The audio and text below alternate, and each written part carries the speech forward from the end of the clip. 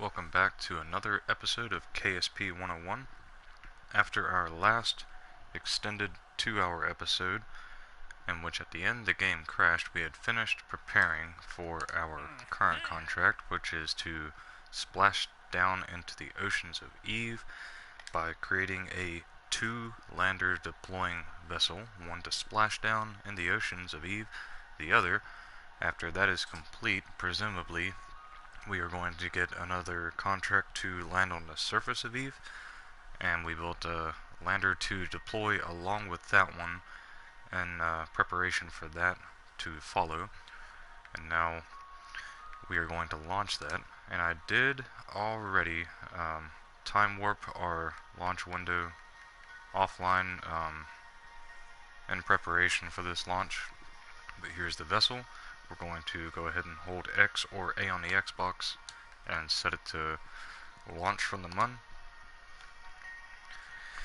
And given how much Delta V it took to get there alone and make orbit in the episode prior to episode 18, that was in episode 17 I believe, we downgraded the launch stages of this vessel to just the one that was in the central stage. That was the Rhino engine.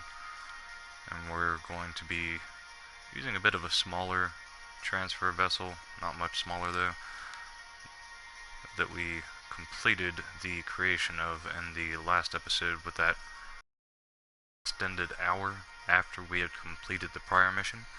And here it is. Now, before we launch, I'm going to set the camera to aim at this relay at the top and go ahead and deploy these top 4 solar panels, as they are safe to deploy where no struts are over top of them. And once we get these extended, we will go ahead and launch and make orbit around the MUN in preparation for our transfer to Eve. And I will show you that launch window that we had prepared, much like we did in the last mission. Now that that is prepared and these are deployed, let's go ahead and lock our SAS after recentering on the center of mass of the vessel by clicking the 2 sticks in, throttle up, and launch. And as soon as we start gaining a little bit of speed and altitude, we will begin to turn towards that 90-degree mark. Looks like we're crackening. That's not good. So let's go ahead and revert the flight back to launch. Not sure why it did that. Everything was strutted well, but it happens to the best of us. That's why I quick save as often as I do. We're going to try this again. We're going to try to launch it nice and smooth, a little less G-force. And also I'm going to just go ahead and time warp back to the day side again. And once we get some sunlight, I'm going to back off on the time warp. I'm going to let this settle for a second. I'm going to quick save this time, and then I'm going to reload that quick save, because oftentimes that will help with the cracking.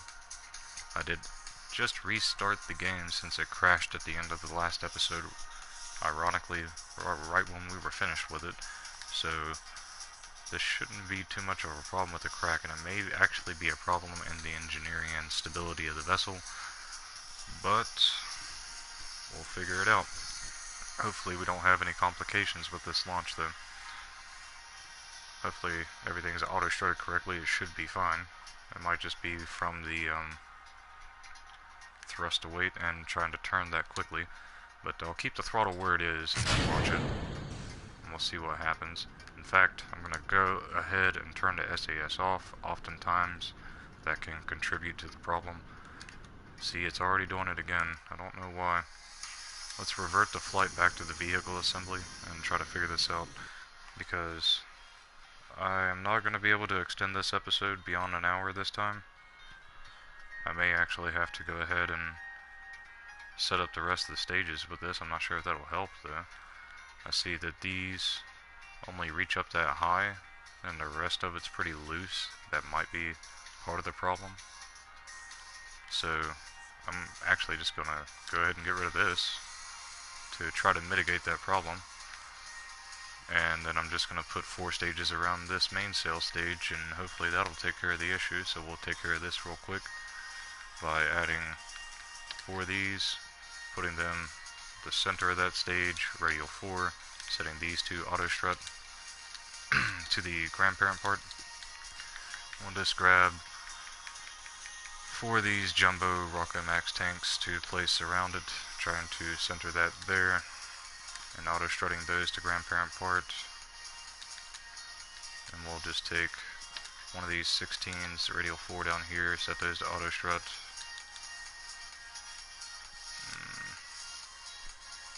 Now let's see just how far off that is. Okay, we'll take the mainsail, put those there, set those to root. Let's go up here, break out our struts, try to get this done as quickly as possible, so I'm apologizing if I'm going too quick. I'm going to set these struts, radial 4, from there at the center of the close end of the tank there. Go to the center, set the struts there, and strut those up halfway between that one that we placed and where we're going to be placing the next one. I'm going to finish the top strutting off by placing them on the outside now and placing them up as high as possible. And then after that, we'll just strut those outer tanks into the inner tanks and then strut them together as well, like we have been doing in the past. Go ahead and strut the top to the top over here. Go to the bottom, strut those the same way.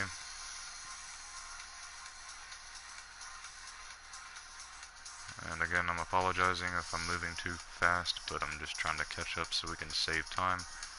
Try to find the center of this tank, strut that also to the center of the other outer tanks.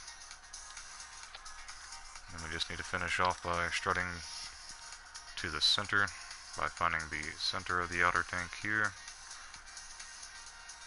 at an angle that will allow us to place it, and then zooming in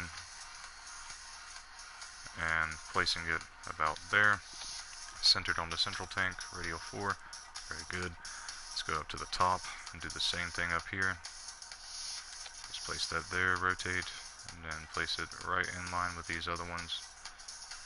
And then we'll just go to the fuel tank line and place it down here close to the bottom.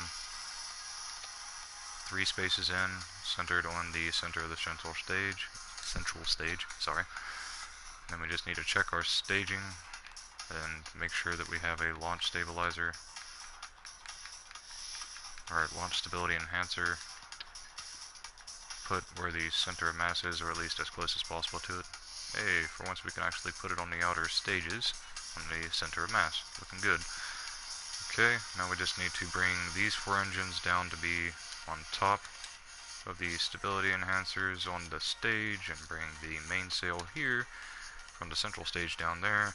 Everything else looks good. We will save our craft, and hopefully that will take care of that problem. Still looks like there's a lot of space going on up here, so it may not, but hopefully it does. And since we're kind of on a timetable here, I'm not really going to, I guess I'm going to, just because I'm a stickler for details. I'm going to grab the probe core, which will highlight the entire vessel, set it to radial 1, and move it down, or at least attempt to where it's just right above the ground, like so.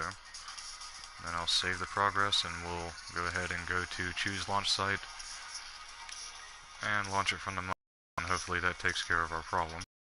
If not, it's just going to further complicate this episode. We are now down to about, maybe at best, having about 57 minutes left before I have to cut this episode off. Should still be enough time though.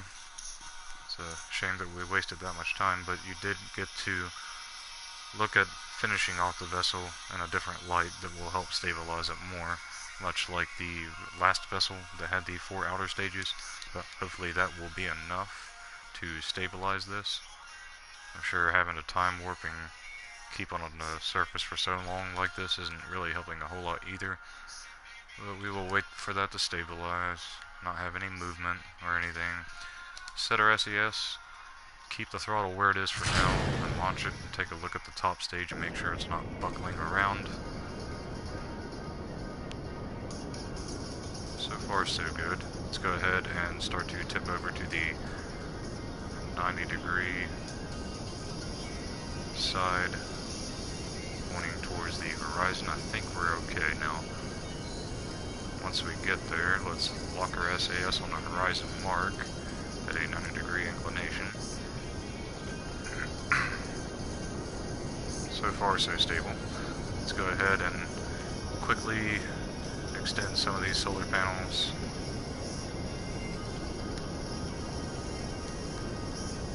See if we can get all 4 of these top solar panels extended. Then we will go to our map view and check out our apoapsis, make sure we're not too far ahead of 10,000. Once it hits about 25, 50,000, that will be cutting the engine. And while we're on our way to that apoapsis, I'm going to zoom out and locate Eve and set it as our target. Then we just need to zoom back in and make sure.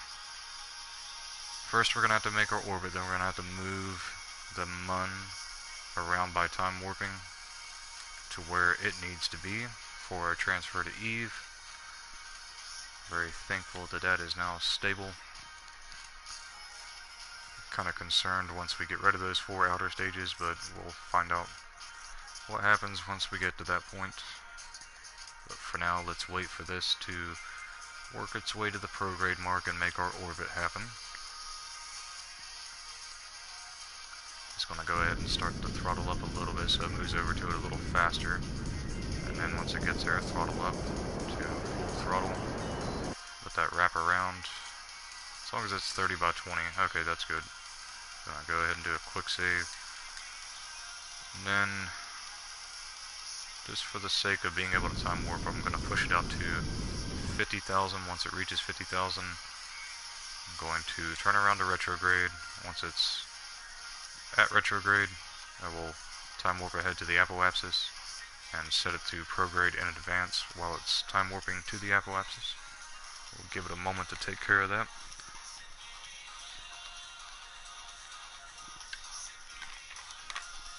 One thing to consider as well, hopefully there are enough relays on this. Okay, it's got a connection to Eve, so it should not fail in its connection along the way to Eve, but once we get there, it definitely will have a connection, so it's fine. Now we're close enough, so I'm going to time warp over and make sure to set it to prograde along the way. Once we're there, we'll extend the periapsis out to 50,000 and then time warp the MUN until it's pretty much at the opposite side of where it is now, and then begin our transfer burn to Eve. Okay, so now it's time to let that go ahead and get on over to prograde. I'll activate the throttle just a hair. That way it can go ahead and begin moving its way over a little faster, hopefully. And once it's there, I'll pick up the speed a little more until that wraps around about halfway. I want it to finish getting to 50,000 at least. There we go. Let's go ahead and quick save, just in case anything else happens again. We'll zoom out and wait for the MUN to wrap around Kerbin. Shouldn't take too long. So once the MUN's connectivity line is at the end of its orbit, drawing a straight line to Eve, we'll know we're there. And then we just have to wrap our vessel around on its orbit the same way, making sure that the target mark is over top of the prograde mark, and begin our burn just like last time.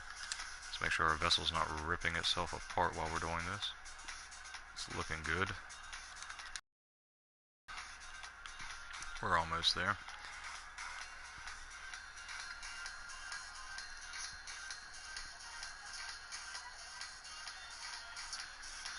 Say another 3 orbits or so and it should be there.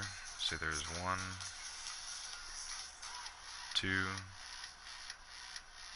3, and maybe this time around It's looking like it should be close. I believe if we wrap around one more orbit after this one, it'll be perfect. Yeah, that's looking pretty darn good. So we'll just let this time warp very close. See, we're almost in line with the target already on our nav ball, so this won't take much of a adjustment. As soon as it touches the prograde, about there, we'll let it go ahead and adjust. And once it's locked on the prograde, we will start our burn. Looks like we do need to lower it down anti-normal. We can try to do that super quickly if it will let us. We still have a little bit of time until that prograde marker is right on top of the target mark. We'll just lower it down 2 degrees in advance, so we hopefully won't have to do that along our way to Eve. Let's see, it should be at 180, which means we'll just knock it down to 178. If I'm not mistaken, it's 178. Or whichever way it goes, we'll find out. See, it's there now, so let's activate our engines. Try to burn that 2 degrees. There we go. And then point back the prograde. That should be good. If not, we're just going to have 4 degrees to correct on our ascent or descent node along the way, which won't be that big of a deal. Looks like it's almost right in line. We'll know once we're right on top of it, because it can look a little strange from time to time. I get the feeling we're going to have to make some adjustments along the way, but now that we are locked onto our prograde, let's go ahead and activate our engine. Go full throttle. And here soon we will leave the Mun sphere of influence, wrap out. Let's deactivate the engine for a moment there. And continue our burn. Let's check our ascent and descent modes. It's about the same as it was the first time we went, honestly. So let's just wait until that touches. Looks like we already have an approach. It's interesting. It's a little off for some reason.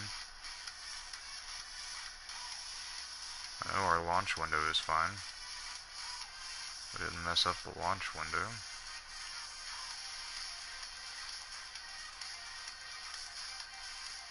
Let's just keep burning, I guess. Okay, there we go. Now we just need to time warp ahead a little bit until we leave the Mun sphere of influence, so we can then set ourselves normal and warp to the descending node, and then correct our angle relative to Eve once we get there. Let's make sure we're not losing power. You can see Kerbin slowly going away over there in the distance. It's always fun to watch. Once those moons stop moving, we'll know that we've reached our destination, and we can wait for this to realign itself for the correction burn. We can almost no longer see the moons. Kerbin is slowly disappearing. And we'll just wait for this to reposition itself.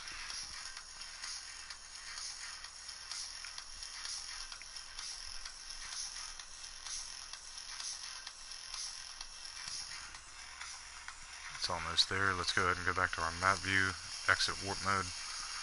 Let's highlight that descending node. We'll go ahead and try to warp a little closer to it while we're at it. Sometimes it won't be directly on this line, sometimes you have to go down here a little away from it, where you can see this is not on that line, it's down here, so its line is down here. And we'll warp right on top of that descending node. Once we get there, we will correct the angle down to 0, while keeping an eye out for the encounter to pop up. Zoom out just enough to be able to do that. Let's do this burn. So there's a lot of G-force even in a vacuum, so I can understand why this vessel might be having a hard time. Okay. Now, I believe we need to point retrograde. So let's wait for it to reorient itself retrograde. If I would have added one more reaction control wheel, it might have helped out. Might be why.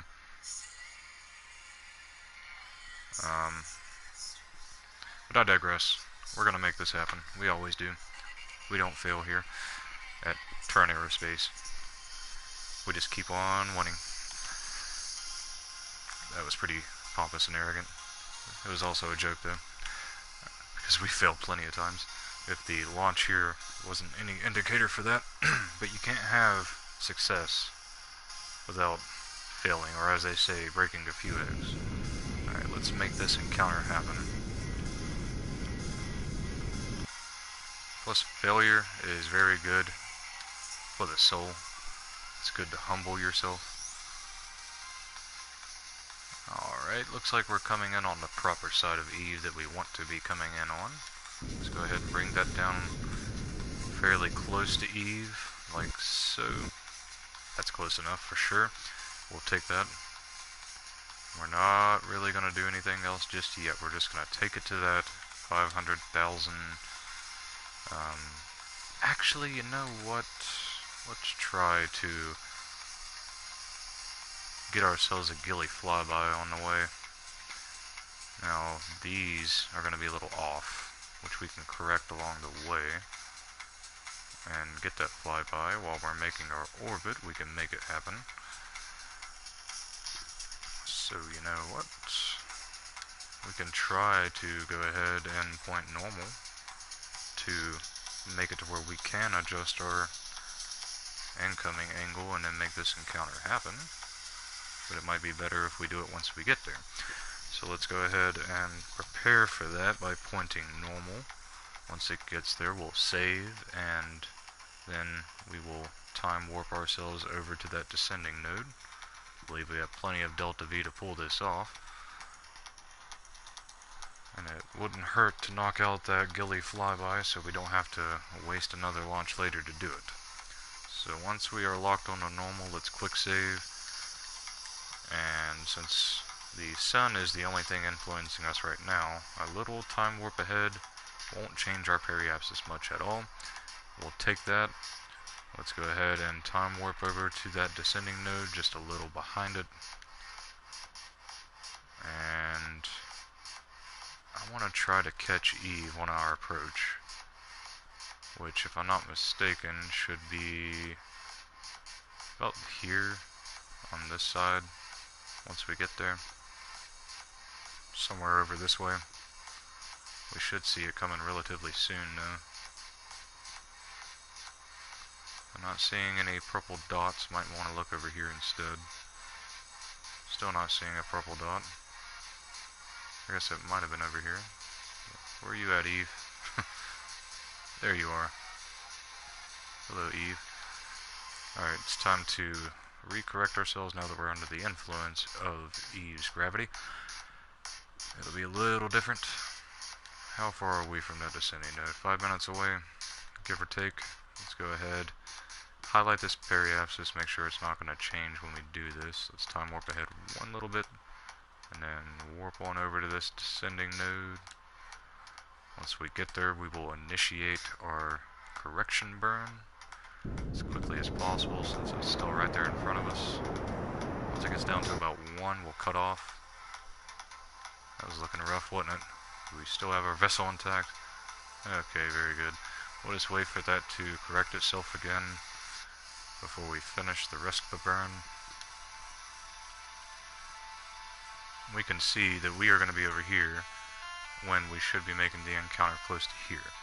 So we are going to have to do a little burning. Okay, now we are back close to the descending node. We're just waiting to be right on top of it so we can control this. As you can tell, just a little bit of thrust goes a long ways with our thrust to weight ratio with these. I'm not sure we can pull that up right now. That's okay. Once we are close, let's go ahead and activate our engines and drop. Now, we just need to find a way to get our encounter We can start by trying to do a radial outburn. That might be the only solution, because prograde and retrograde might not really help us here. So we'll do a radial burn to try to bring our periapsis back out a little bit. Once we're locked on to the radial mark, we have about 400 meters per second of delta V left. We'll try to work with.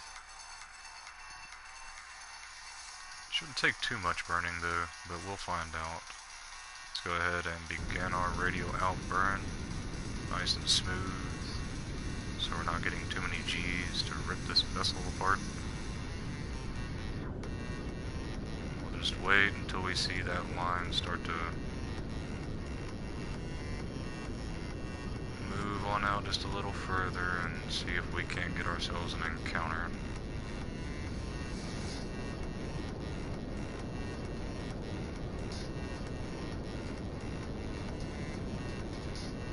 Now they're starting to get a little closer. Looks like it's time to stage this, so let's go ahead and do that. Boost away from those stages before they come back and hit us. Really won't matter if they do, I don't think, but let's go ahead and keep burning radial out to reduce the separation of our closest approach here. It's not going to take a whole lot, I don't believe.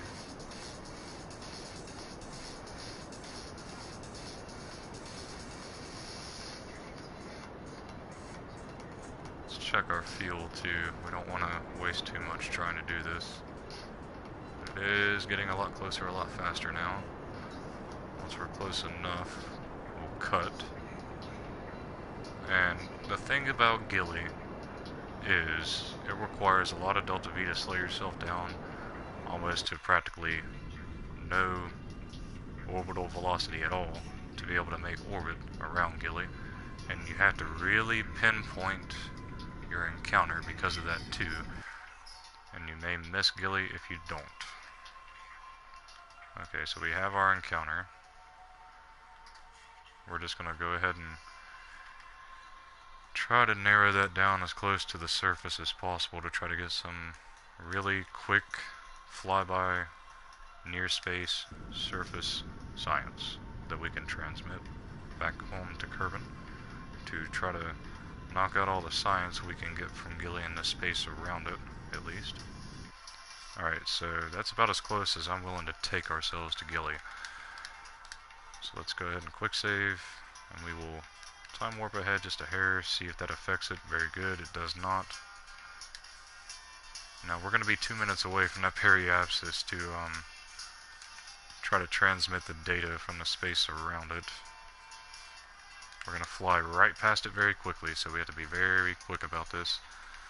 Once we are stable enough, let's just deactivate our SAS and activate it again so it locks where we are. Do that a couple times, slow ourselves down.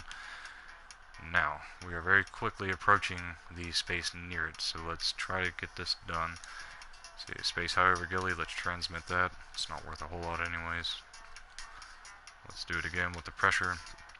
Transmit that. Highlight our resource log so we're not losing too much power, making sure we're not.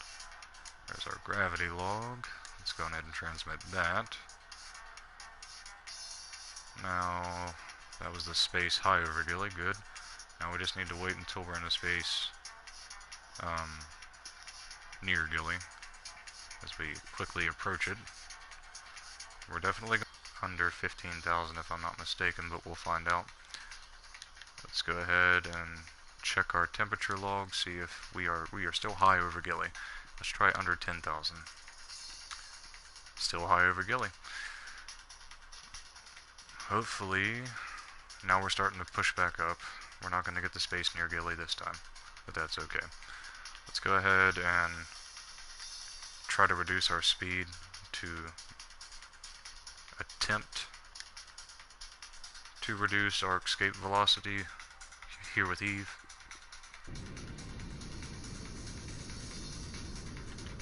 We are going to have to go back to our engine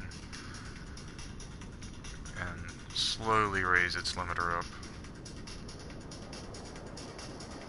keeping an eye on our vessel, making sure the retrograde marker is moving. As you can see on the nav ball, it's moving very slowly. The farther away we get from Gilly, the slower it moves on our nav ball. The closer we are to Gilly, as we're flying by, the faster it'll move.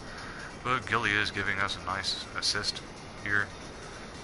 Can maybe just go ahead and try to make orbit around Gilly real quick, and then leave its sphere of influence at the proper time to head back towards Eve. As you can see, we're having to slow down quite a bit to be able to make this orbit. We just spent up that main sail stage. Let's go ahead and stage it. We are now in 2 stages remaining in total for both of these vessels that we're taking to Eve's surface. But we have plenty of Delta V left, we're okay. Let's go ahead and keep burning for orbit of Gilly here. See, it's almost down below 200 meters per second now to try to make orbit. It's going to be even less than that. It takes a lot. But once we are there, see, we're almost in orbit of Eve now, technically. We had to leave the influence of Gilly to reach that though, but we have almost, there we go. Now we just need to radial out a little bit before we smash into the surface of Gilly here, which will take a millennia because of the speed in which we are falling. We could even land on it right now if we wanted to be honest. Like, I'm just going to go ahead and do that just to show how simple it is to land on Gilly after we correct our orbit here. Making sure that we're still wrapping around at the 90-degree side, of course. I'm going to warp out to the apoapsis to have better control here, and then we'll point prograde. Actually, no, let's point normal to correct this trajectory here. Try to a little bit at least.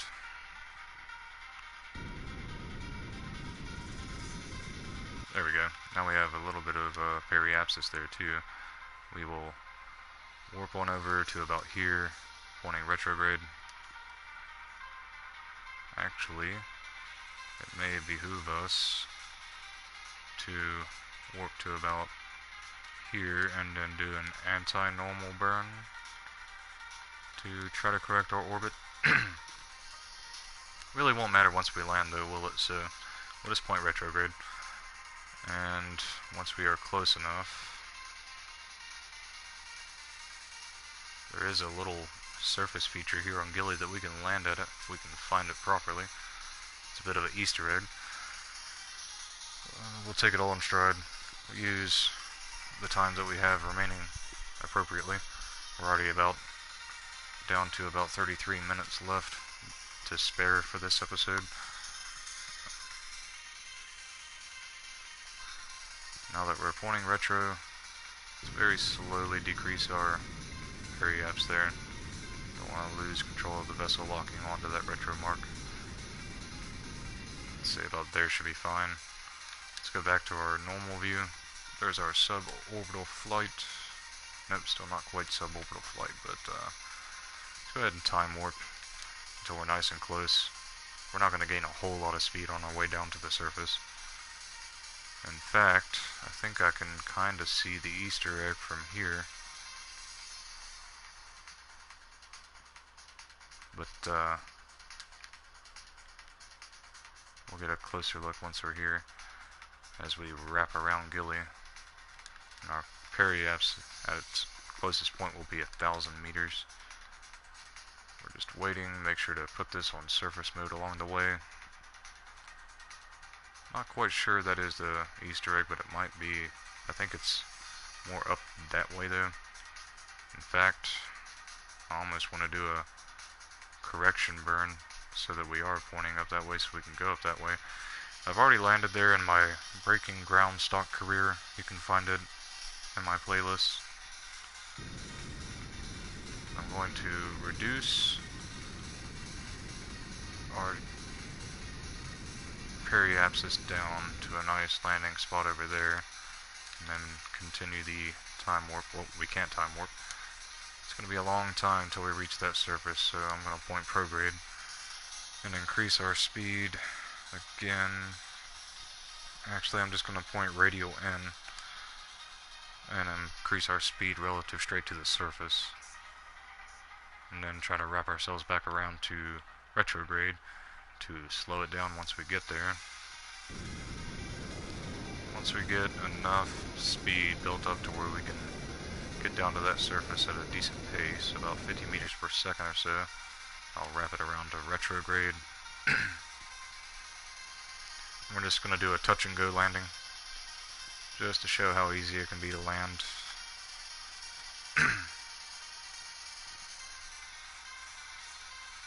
And where there's no gravity, it doesn't really take much to stabilize yourself. I mean, literally no gravity. If you check Gilly's orbital characteristics as 0.005 on its gravity or gravimetric information readout there. I'm going to reduce this down to about 30 meters per second now that we're getting kind of close. We have a good line on our shadow there. Once we're close enough, I will zero this out and let it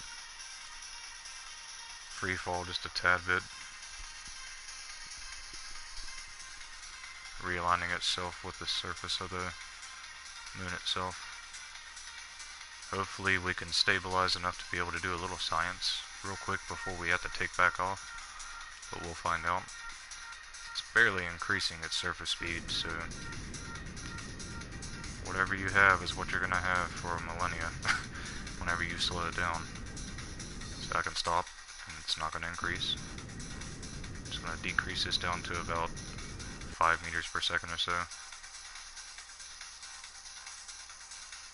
Once we get real close, I'll reduce it a little more, and then reorient the vessel to where it's pointing more towards the sky, or space, I mean. Reduce our speed a little bit more there again, and we touch down. We just need to keep making sure to try to point this back towards space, right off the surface relative. So I guess we should be pointing more towards the northern side. Okay, we're technically not even on the surface anymore, I don't believe. But just keep an eye on our vessel's orientation while we try to grab this science. Just kind of floating across the surface like that. It's a little ridiculous, but if anything, we can get it from the space near it. Okay, there we go. Let's transmit that. Let's transmit this. Hopefully it's still surface. Yep, okay.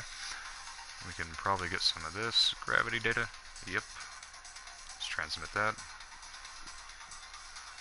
And of course the seismic data. Transmit that. Let's take a look at our battery life. Okay.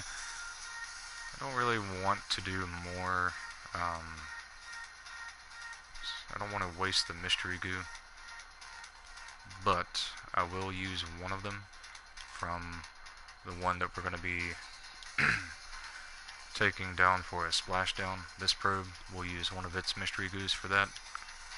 We'll go ahead and check how much we're... Okay, that's a significant reduction, so we're not going to do that. We'll just take what we have. Let's boost up just a hair to where we're moving at about 2 meters per second or so. Then we will grab the rest of the science from the space near Gilly, since it's kind of hard to get. So that's just above. This should be the space near. Once we get that, we'll grab the temperature log, and that should be the last of it. Now we're just going to make our way to Eve orbit so we can drop these probes. We'll push this up to about 10 meters per second. We'll check out our apoapsis now. Let's point anti-normal so we can correct our trajectory a little bit here. Make sure we're set to orbit to do this.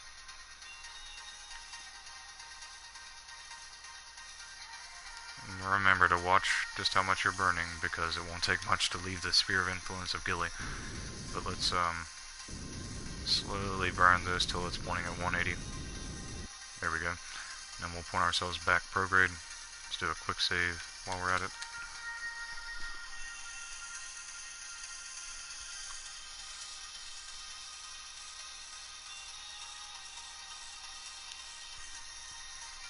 Once we're prograde, we will wait until we are right on top of that apoapsis. I'm not even sure we can time warp just yet, because we're under 8,000 meters. It's going to take a while before we get any higher than that.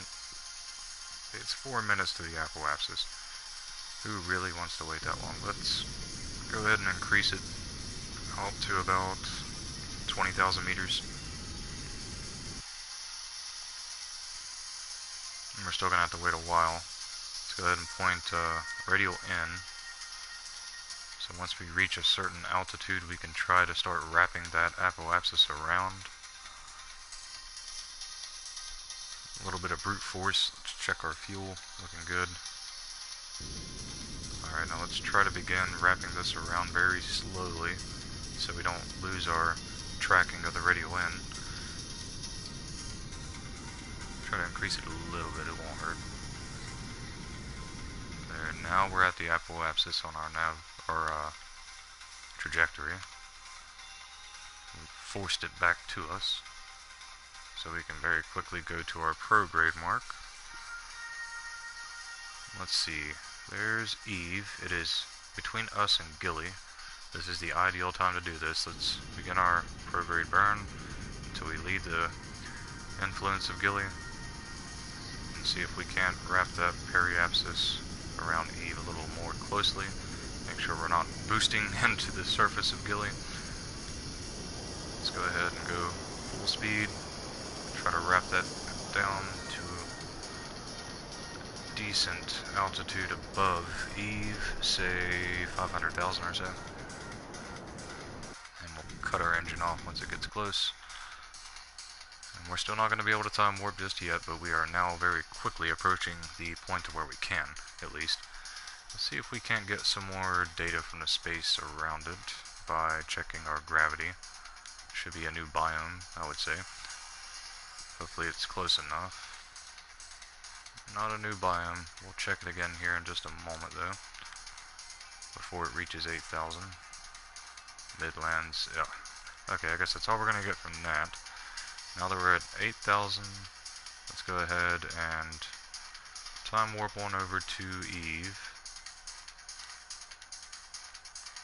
Put our focus on Eve while we're at it as well. Let's zoom out a little bit to do that.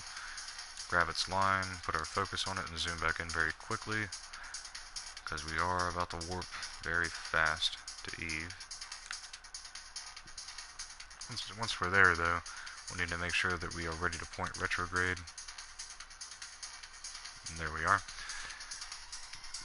And once we are pointing retrograde, we will time warp down to about 500,000 meters and begin our retro burn to make orbit and prepare to land these probes.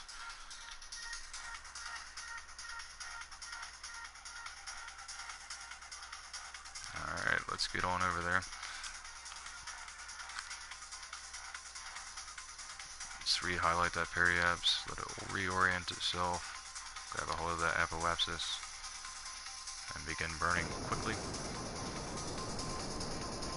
Now the closer that apoapsis gets into Eve, the slower it's going to keep bringing itself in towards Eve, and will require more delta V, as we saw in the last episode, especially once it drops below 4 million meters. But we have enough to slow it down to about, see, it's crushing through that delta V. We might be lucky if we hit about 3,000 meters per second before it's out on our orbital velocity. It's getting close. Alright, it's actually dropping down below, that's good. But we're almost out of fuel, let's go ahead and get ready to stage. Let's get rid of that. We're on the Wolfhound stage. Re-highlight our periapsis and apoapsis. Wait for that to drop down to a nice near 500,000 by 500,000. It does not matter that we are in a diagonal orbit though. That might actually help us in the end. We don't want that periapsis to drop too low. We'll let it drop down to about, say, 200,000. We'll wrap back around to it and reduce our apoapsis down. If we have enough fuel, we want to make sure that we have enough to deorbit enough for both of these craft on the proper side. Let's go back to our periapsis. Make sure that we're pointing retro once we get there. We could have set it to prograde to wrap around to retrograde like we normally do, but it's okay. We just need to focus on reducing that apoapsis. Should be enough fuel. And making sure the periaps doesn't go any lower than, say, 100,000 at all. Like, don't want it any lower than 100,000. Let's begin that burn. It's looking like a good time for that burn too.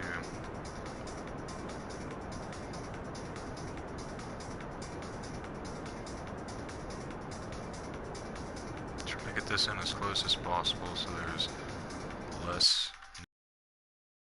stages. Let's warp on over to the day side. There we go. Alright.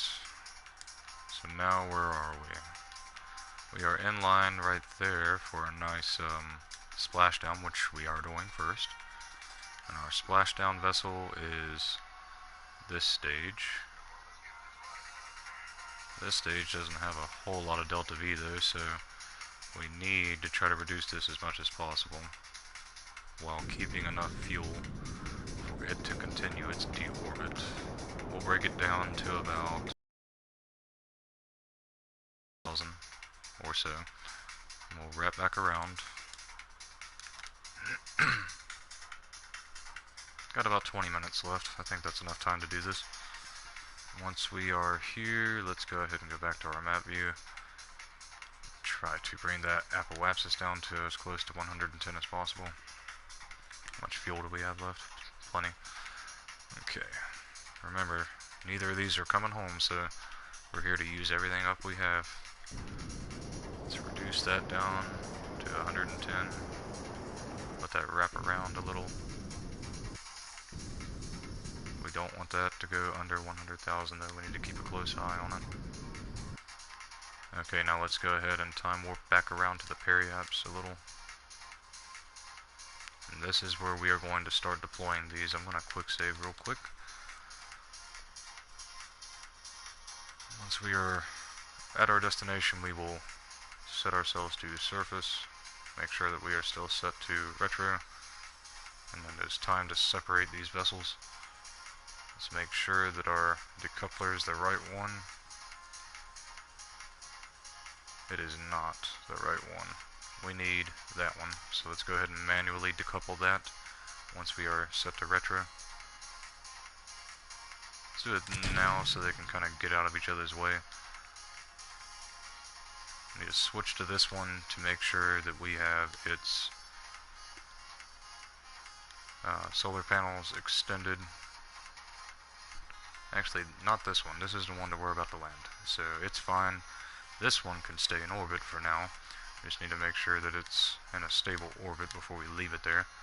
Looking good. Let's save. And then go back to the one that we're doing first, which is our splashdown vessel over here. Let's see, splashdown into the oceans of E. That's the one we're focusing on right now. We're not too worried about its solar panels because this engine will keep it powered. Let's make sure we are pointing retrograde and try to bring ourselves down to where we are going to splash down into its atmosphere. We have plenty of delta V to do that. Let's time warp ahead a little bit until we're right about to go over the ocean. And once we're close enough to that point, which will be right about now, let's cancel our time warp and begin our retro burn. Say goodbye to our surface lander. need to try to bring that line in to where it's going to be just before the ocean as much as possible. It's been a while since I've done an eve landing, but I think I still know what I'm doing. I'm just going ahead and reduce the speed as much as we can to make absolutely certain we're going to land in that ocean. Eve will take care of the rest. Make sure that we're not dropping below 100,000 just yet. We need to make sure that heat shield is deployed and ready for that.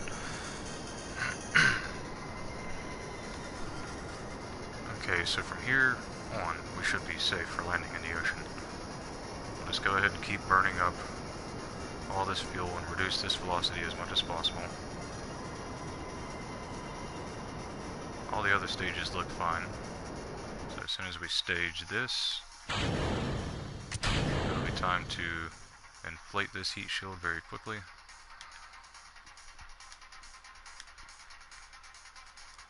And begin our descent into Eve's atmosphere so we can make this splashdown happen. Hopefully that thing does not come straight back at us. We can try to angle ourselves a little bit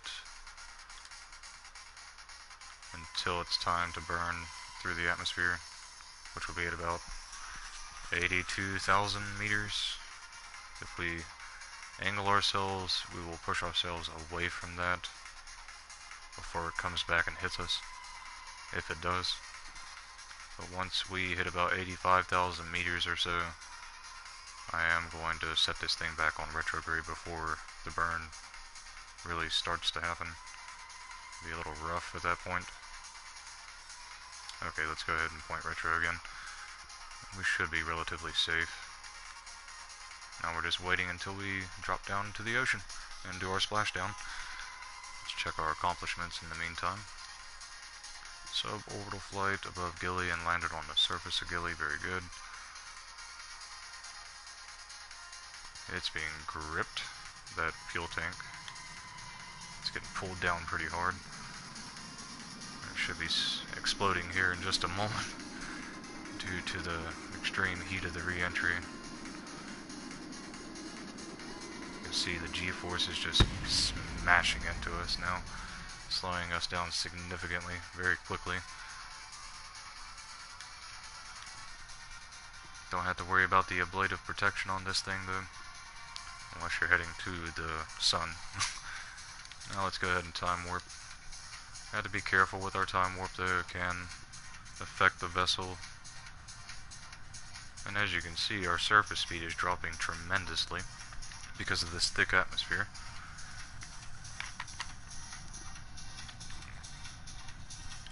Now that debris that's about to splash down into the ocean of Eve may even count as a splashdown. Let's keep this open and find out. We also need to keep track of our electrical charge, looking good. When that splashes down, it might actually count, but we'll find out. Let's cancel our time warp and switch over to it.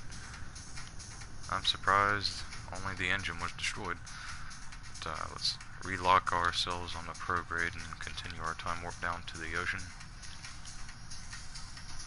Got about 13 minutes, I think we'll be okay. As long as we don't waste too much time fooling around. Let's try to also go ahead and transmit some of this data from flying over the ocean. Should have plenty of electrical charge to do this. Let's see, there's that. Do we have... Yes, we still have the mystery goo.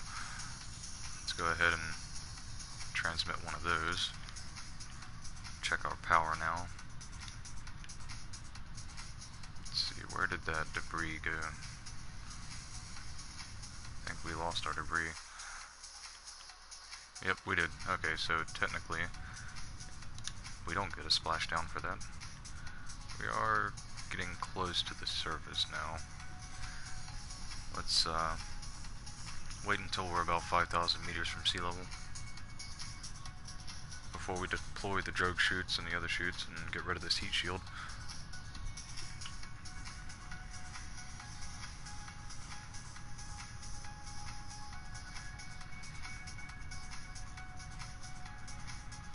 See the delta V on that one stage? slowly dropping due to the gravity.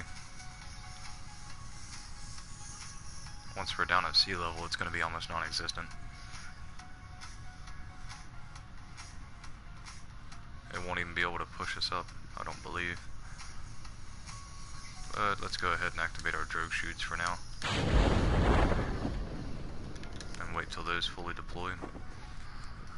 At about 2,500 meters or so, I would say, maybe less, due to the atmospheric pressure. Alright. The drogue chutes alone on Kerbin dropped us down to nearly 40 meters per second. They dropped us down to nearly 17 here, if that tells you anything about the atmospheric pressure here.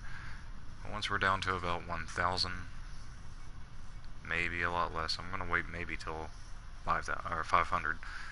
Once we hit about 500, I'll cancel this time warp, activate the main drogue or radial chutes, and then I'm going to throttle up a little bit in preparation for these engines to fire off when we get rid of the heat shield. But before I do that, I'm going to save just in case something bad happens, and then get rid of that heat shield, and we'll cut our throttle, let it drop. Once it gets close, I'll deactivate the warp.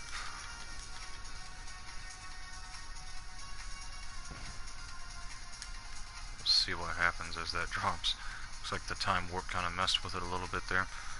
We'll just let it do its thing. And splash. Very good. Let's go on ahead and continue our time warp now. Trying to stay locked onto retro, lest we lose control. Once we get close, I'll cut the time warp. And I am going to activate these engines because I am concerned about that speed. Let's see, cut it about there. Wait for this. As soon as we are right at the surface, activate those. There we go. Nice splashdown. Let's extend our solar panels. We'll extend 2 for now, in case anything happens. I don't know if we can get seismic data since we're in the ocean. Nope. Okay, so can we get the gravity data? Yes. Let's go ahead and transmit that while keeping an eye on our electrical charge. Hopefully it doesn't take all of it away. Come on, leave us a little bit of electrical charge, will you? I don't think it's going to.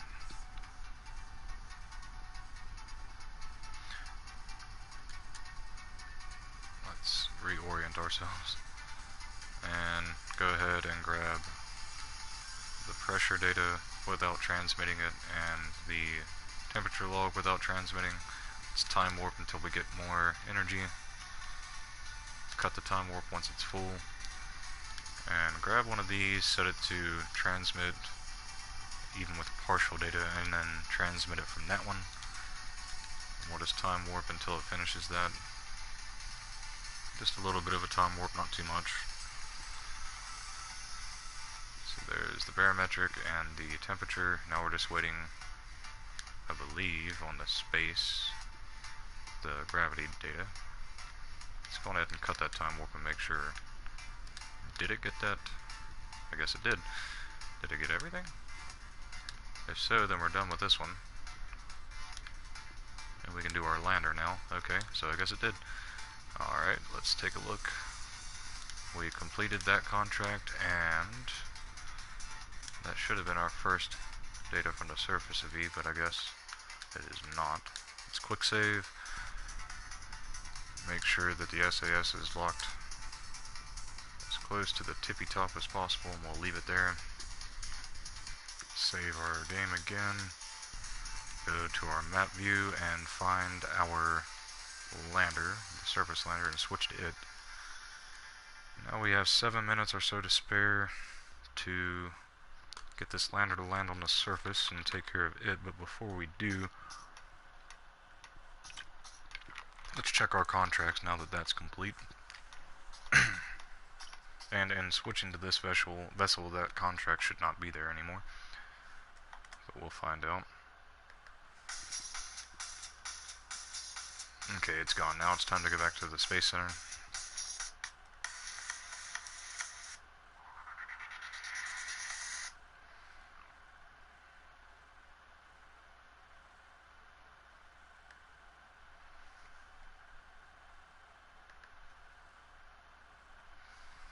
Once we get here, let's check our contracts. See if there isn't one to land on. Eve. Explore Eve. Make ground contact on Eve, plant a flag, and walk on the surface. So, we're gonna make ground contact, but I guess in the next episode we'll have to send a colony there. So we can walk on the surface and plant a flag. It's not asking for us to leave just yet once we land, so that's good. We'll cover that hopefully in one of the latest episodes. Let's see. Surface deployed seismic sensor. That'll be a little difficult to get. However, the mystery goo, that'll be a little easier to get, and it looks like it pays out even more. We'll make sure to take that with our colony vessel. Okay. Is there anything else we can do related to those missions? Plant a flag on Eve, we'll take that. Looks like that's gonna be it. Now we just need to make ground contact and then prepare a hab to land in the next episode. Let's quick save and go back to our tracking station and go back to our lander probe. I am waiting on a phone call, much like that one past episode where it will cut me off whenever I get a phone call. But let's try to hurry and finish this before that happens. Let's recover the 4 launch stabilizers from the Mun launch pad. Once we get those recovered, we will get rid of the rest of the debris and then get to our lander.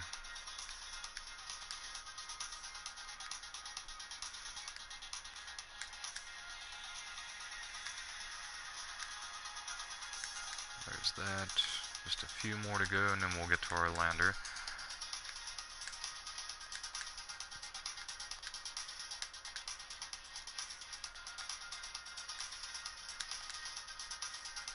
And now it's time to get this lander down on the surface of Eve. Get it to make some contact with the ground surface. Hopefully those landing legs will be sufficient. It's a little heavier than the Splashdown probe that we sent, so this should go a little faster as well. Now to prepare for this, let's go ahead and stage. Get this poodle ready to go. Make sure that we are pointing retro at the appropriate time. Let's warp to this periapsis and have it set to retro. Another thing, hopefully we don't land in any of these patches of water. As it's slowly wrapping around, it's raising that degree of inclination. See, we began burning here and landed there. So if we begin burning about here, I would say we should land on some land. We'll try to do it right before those little splotches of water there.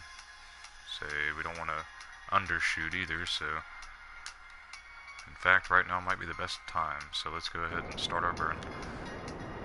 And let's highlight our resources so we can make sure that that's providing us power as we retract these solar panels.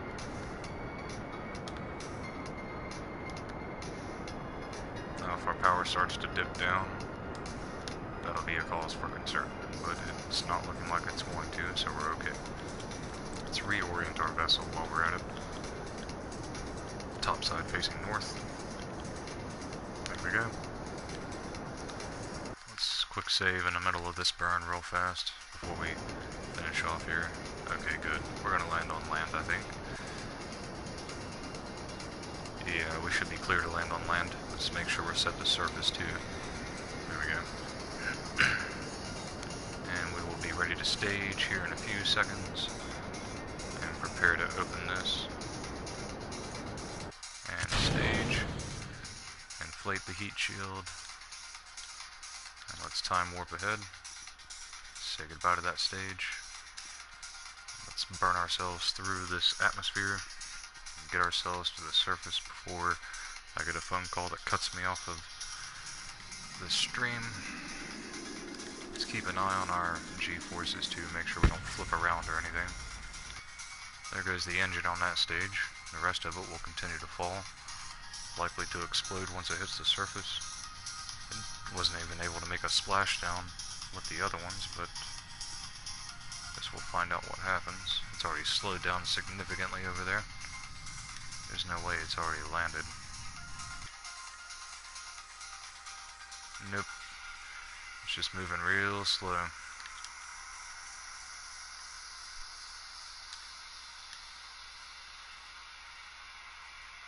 We can even set it as our target to keep an eye on that.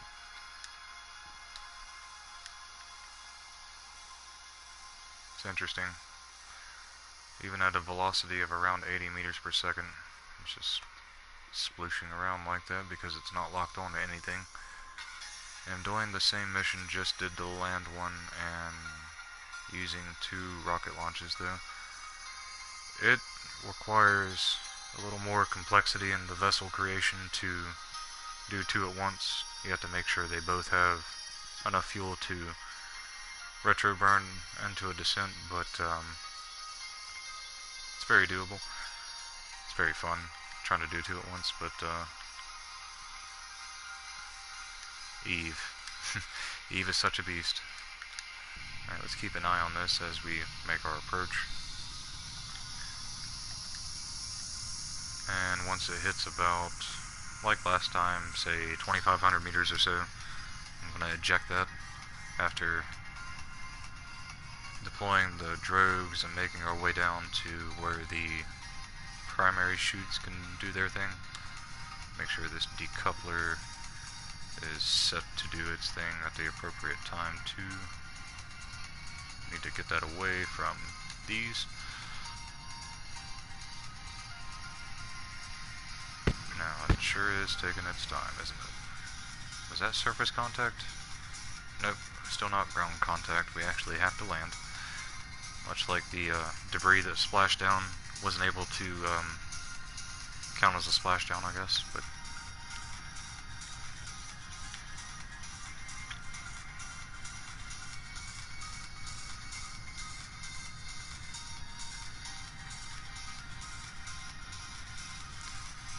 and we're moving in at about a meter per second to the surface, even though it says 28.5, well, not a meter per second, I mean 100 meters per second relative to the warp speed. There we go. As you can see it, 36, 35, 3400, 3300.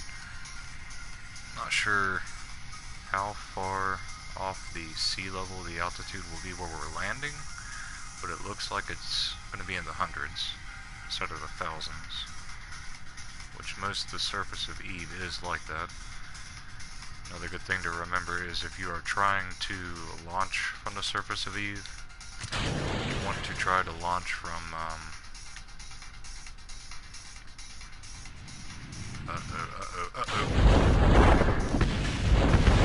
That's what I was concerned about.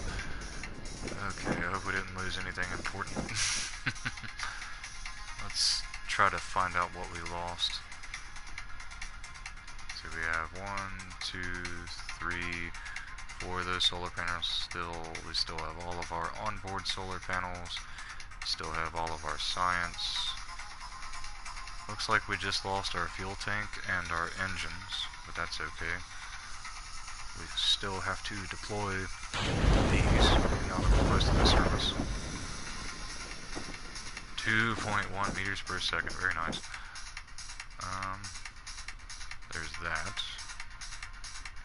Let's go ahead and deploy our landing legs.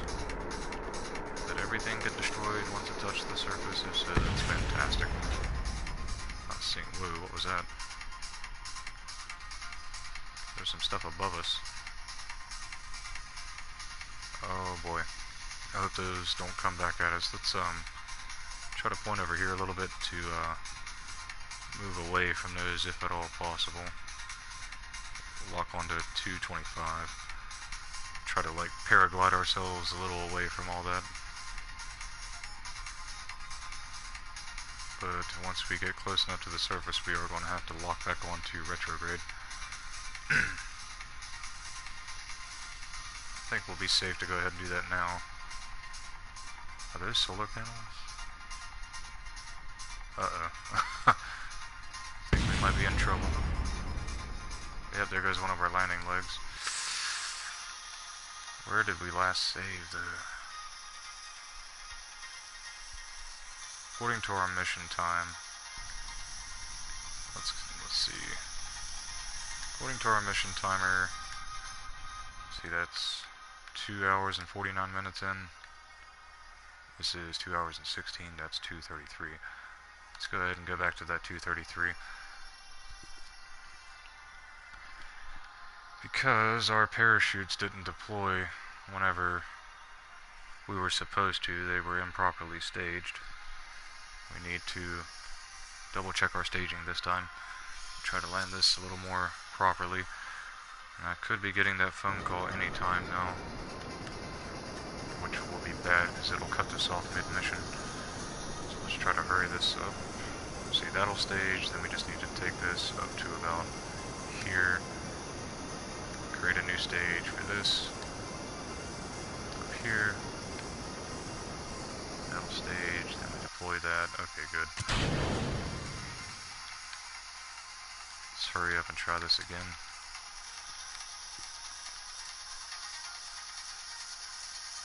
Very quickly get that retro to surface and get ourselves a landing again. If it does cut off in the middle of the stream, I'm apologizing in advance. But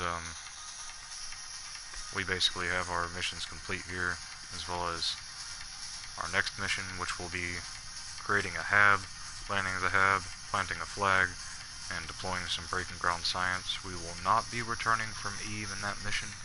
We will be returning in a later mission, hopefully, unless the contracts call for us to. In that case, then we're going to have to. But whatever the administration tells us to be doing is what we'll be doing. But for now, we're just going to ride this out until I get that phone call, and hopefully finish this, and hopefully not splash down. That's not looking good, is it? I really hope we're not about to splash down. Let's try to alter that if we can.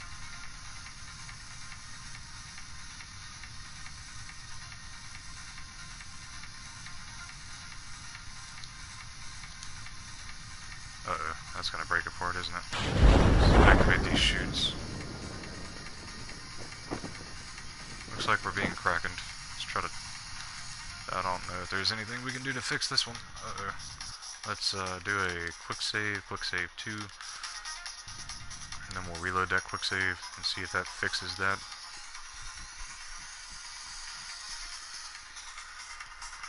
That was mighty ugly. This landing is getting a little rough, isn't it? Hopefully there won't be too much in the way of complications and we can get this done before I have to cut this off. Be a shame not to finish it. If not, I'll definitely try to in the next one. There it goes again. We're being krakened, I believe. You know what? Let's go for it. Deploy those chutes. We'll just let this thing fall. Once those chutes are fully deployed, it might stabilize and we can regain control. But we're not going to lose too much power in the process, though. Or see our vessel rip itself apart either.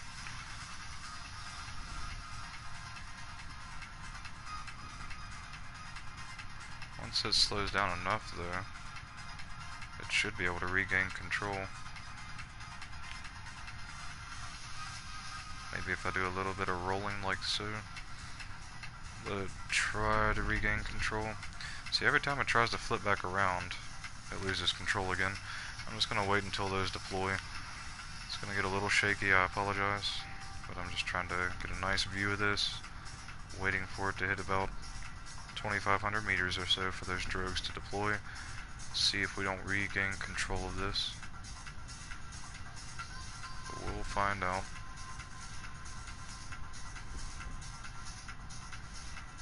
Just hope it doesn't damage the vessel. All this spinning. There aren't really a whole lot of G-forces involved though, so now if it is a Kraken pulling this thing apart, like it looks like, Yeah, it just ripped itself apart. That's a pretty bad Kraken. I don't even know where we are. We'll just reload the original quick save and try it again.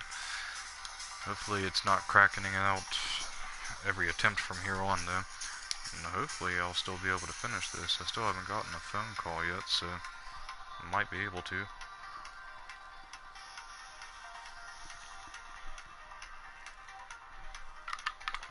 I'm actually going to cut the engine as soon as this loads though, so we can move a little further past that little pond there. Just time warp ahead a little bit and then cut it off. And retro, surface, prepare stage, and have this ready to deploy.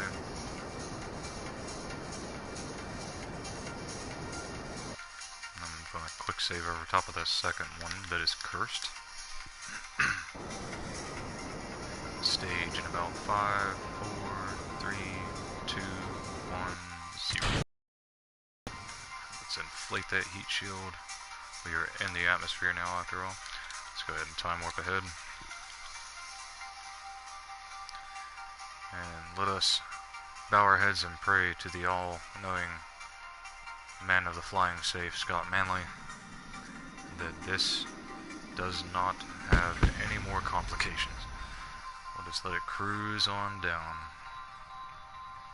Once we enter the upper atmosphere, or leave the upper atmosphere and go down to the lower atmosphere, we'll try to see if we can get some more science deployed. Or at least grab some of the science to deploy once we land on the surface.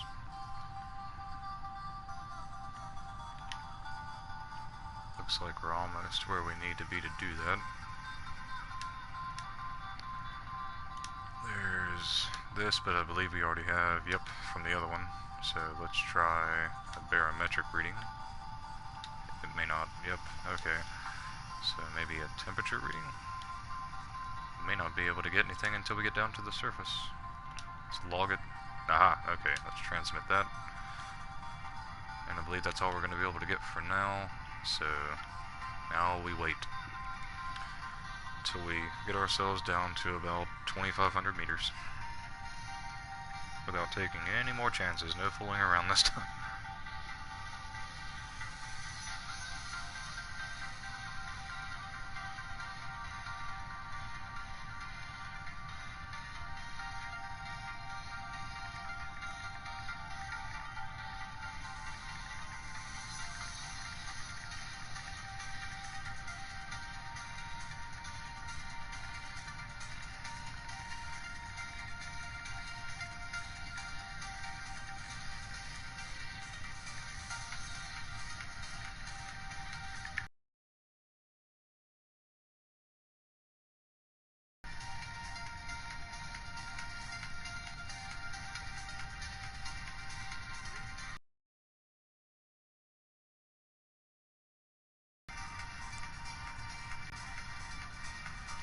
Just waiting.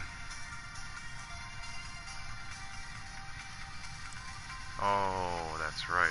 We probably should check that staging still, right? If we want it to go safely. Let's put that up there. Let's put this in between those chutes in that one. Now we're ready to fly safe. Or in this case, land safe.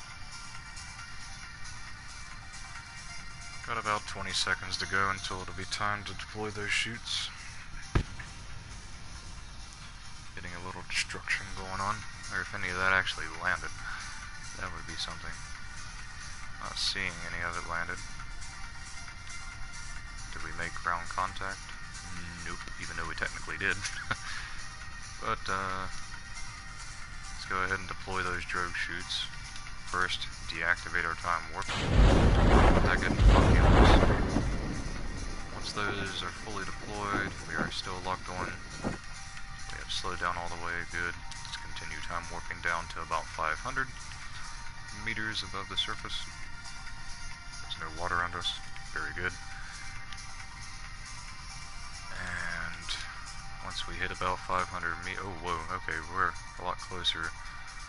So let's go ahead and deactivate that now. Activate the chutes. Once that is fully deployed, we will get rid of that massive heat shield and kick that off. Activate our landing gear, keeping ourselves locked on to retro and keeping an eye on that, making sure it doesn't come flying back at us. That would be very detrimental, wouldn't it? Let's go ahead and activate our time warp a little bit. Not gonna max out that time warp. Oh hey, that landed. Well, that made ground contact, I guess. So we are gonna land at close to 680 meters on our altimeter.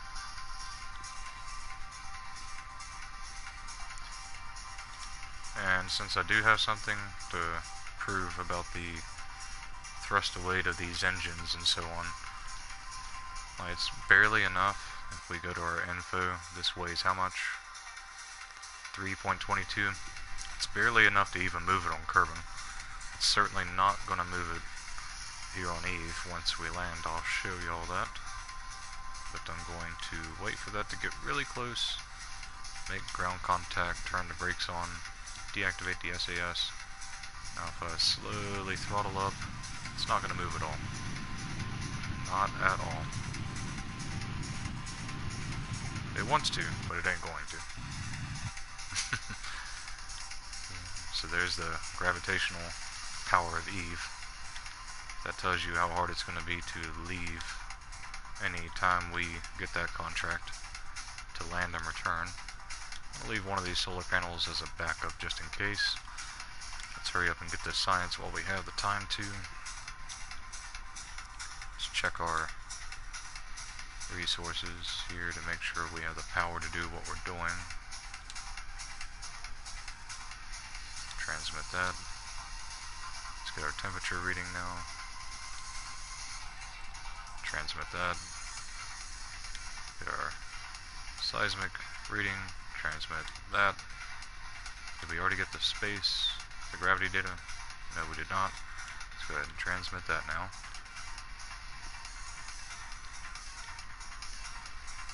Looking good. I think that's all we can get.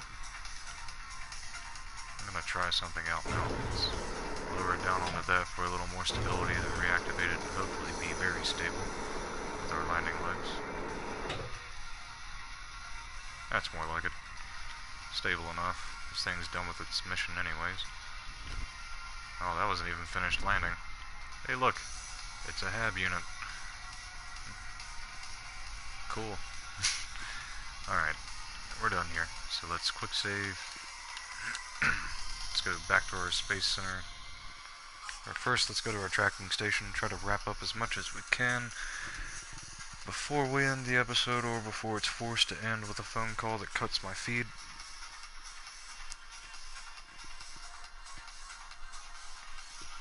We will get rid of all of our debris here.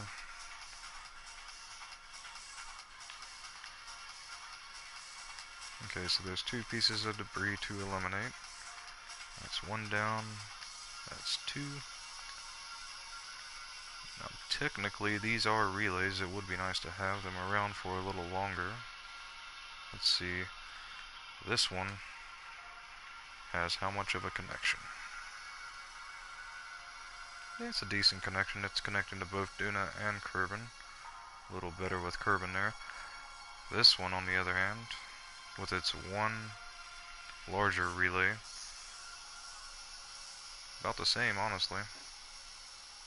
In fact, I don't see that it's connecting to Duna at all. So, and honestly, their missions are complete. They really aren't serving any purpose. I'm going to terminate them both.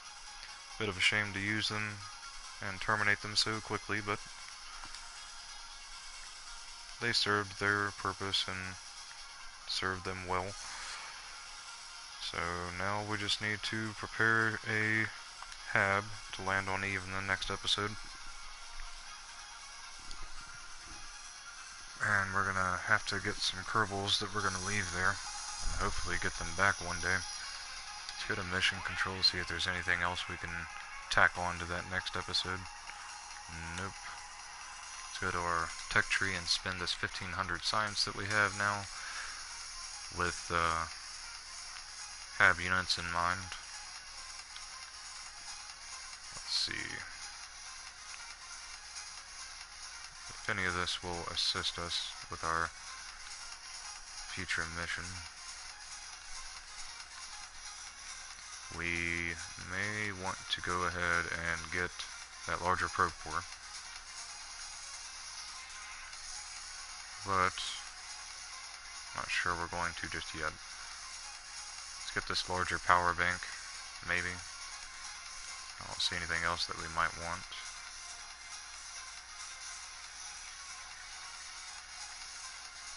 Outside of these docking ports, we'll definitely get those. So that narrows down our option, or our options. Actually going to go ahead and get the ion propulsion, leaving us 600, so can go ahead and try to get some more stuff here. Let's get this field science, and if we're going to get anything else between these two, that we have 300 for between these two, honestly more inclined to go with, let's see, there's a service module and a clampatron we can use there that I'm more inclined to go with over all of these larger parts that we don't need just yet. Also, that ramp intake is very useful. We'll grab those. And that'll conclude this episode for now. Let's quick save, and we'll do our main save. And in the next episode, we will be landing a colony module on the surface of Eve. Oh yeah, we do need some more fresh astronauts to send there, don't we? Let's take a look at what we have. The more courage and the less stupidity, the better. Let's see, there's a good one. Good pilot. We'll take him. Billy Bobfred. We'll get Kathamy Kerman as our engineer. Let's look for a scientist now. Looks like our best choice for our scientist will be Milstead. We'll take her. And we may have room for more. If we need more though, we'll hire more. Let's go ahead and change their outfits to the breaking ground spacesuits, and we'll have them ready for the next mission. Let's save the game again to update that. Still have plenty of money after hiring them on. Do our main save now. And in the next episode, we will be building the hab unit and sending it out to Eve and landing it to do the breaking ground science and complete the Explore Eve contract here to plant a flag on Eve and walk on the surface of Eve, as well as this auxiliary contract to the other plant flag on Eve for more money. And the surface deployed mystery goo observation, the breaking ground module. We'll knock that out.